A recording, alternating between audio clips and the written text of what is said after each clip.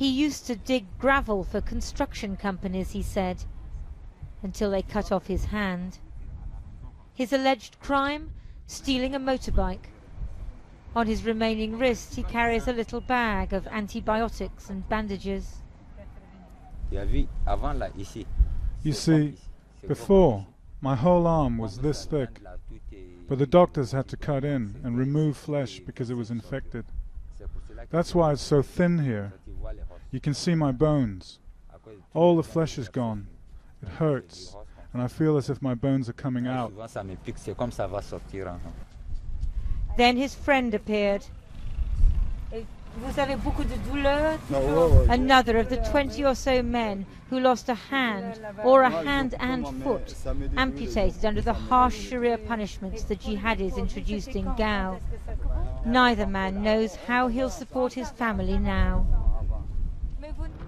They were amputated here at the stadium where the people of Gao watched basketball matches until the men of Mujao, the movement for jihad and unity, which ruled the town for 9 months, turned it into a punishment ground. The sand has turned black. Local men told me this is where jihadis ground cigarettes into the earth and flogged smokers, just outside the mayor's office, which they used as an Islamic court. Inside one of the buildings, the floor was littered with documents outlining Sharia statutes and rules. People showed me the jackets worn by the Islamic police, who were supposed to catch serious criminals.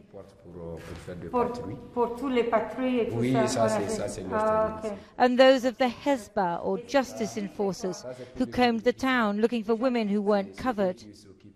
When people were arrested, they were brought to this small room, dozens of them, and it was here they were tied and flogged. I've just picked up this file on the floor. I'm told that these are the names of women who were flogged for not wearing hijab, the veil, and men flogged for smoking.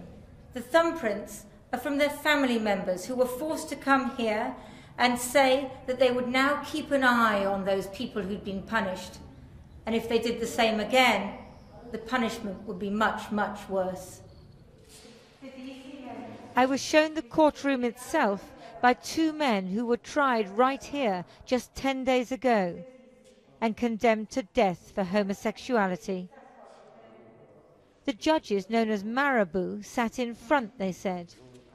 They, the accused, in the middle, with a crowd of jihadi supporters behind.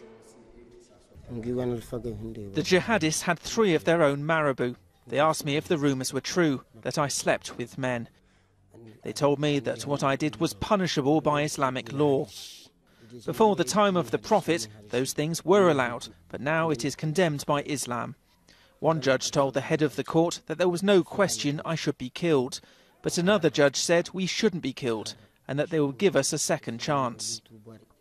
Overseeing the judges were 2 terrifying figures. The Malian they called the Commissioner, Aliou Mohamed Touré, on the left here, and Abdul Hakim, a Moroccan, Mujao's leader in Gao. They drove us from the mayor's office to the police station and locked us up again. Abdul Hakim and Aliou Mohamed came to visit us. Aliou said to Abdul Hakim, "I will tie their hands and feet myself." Abdul Hakim answered, "Well, I will cut their throats myself." Aliou also wanted my parents to witness my execution. They were to be executed last Friday, until fate and the French intervened. So many stories. Her crime was to be a woman on a motorbike going to the market. It wasn't even the official police, but young jihadis in a 4x4 who targeted her, she said, forcing her off her bike. I was on the road and they were behind me. They hit me with their car. Then they took me to the police station and shaved my head. It's only now that my hair is growing back. The victims of Sharia in Gao have one thing in common. They all seem to be from Mali's black tribes. The majority of Islamists are lighter-skinned Tuaregs or Arabs, local and foreign. If you're Tuareg or Arab, or if you look like them, you're okay.